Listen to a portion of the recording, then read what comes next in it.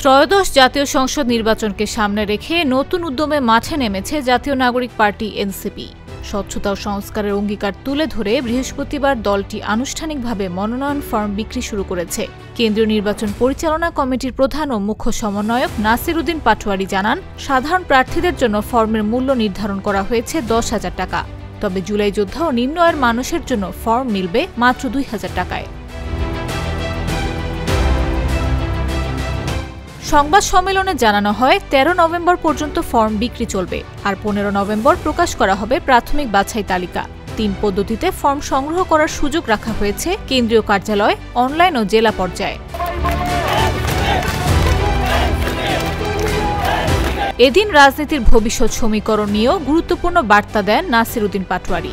বর্তমান যে পরিস্থিতি রয়েছে, এই পরিস্থিতির মধ্য দিয়ে একটি দল নিজস্ব কিছু ব্যক্তিকে মানুষের উপরে চাপিয়ে দেওয়ার চেষ্টা করে। আমরা এই দুর্বৃত্তায়ন থাকতে চাই। আমরা এই টপ ডাউন সিস্টেম থেকে ডাউন টু টপ সিস্টেমে যেতে চাই।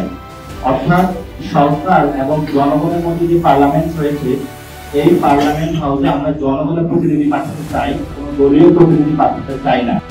তিনি আরো বলেন, সংকটময় এই সময়ে বিএনপি বা জামায়াত যদি বিচার ও সংস্কারের প্রক্রিয়ায় স্পষ্ট প্রতিশ্রুতি দেয়, তাহলে তাদের সঙ্গে জোট হতে পারে এনসিপি। পাশাপাশি বিএনপির ক্ষমতা নিয়েও প্রশ্ন তুলেন তিনি। বাংলাদেশের সংসদে আপনি যদি বড় ব্যবসায়ী না হন, আপনি যদি গডফাদার না হন, আপনি যদি কারাবাস না হন, তাহলে আপনি সংসদে যেতে পারবেন না। এই ধরনের কন্ডিশন থাকে ইমপ্লয়ি অর্থে। কিন্তু আমরা সে বুঝেছিলাম জায়গা থেকে বেরিয়ে আসলে যারা স্বচ্ছ এবং সমাজের আলেম সমাজ, সমাজের নারী সমাজ এবং সমাজের শ্রদ্ধেয় যারা ব্যক্তিগত রয়েছেন, যারা কমিউনিটি লিডার রয়েছে, আমরা তাদেরকে সংসদে নিয়ে যেতে চাই। দলটির ভাষ্য, আগামী 7 দিনের ক্যাম্পেইনেই পুরো রূপরেখা আরও স্পষ্ট করা হবে। এনসিপির মতে, এবার তারা শুধু নির্বাচনেই যাচ্ছে না, রাজনীতির পদ্ধতিতে নতুন এক দৃষ্টান্ত স্থাপন করতেও প্রতিজ্ঞাবদ্ধ। জাগো নিউজ, ঢাকা।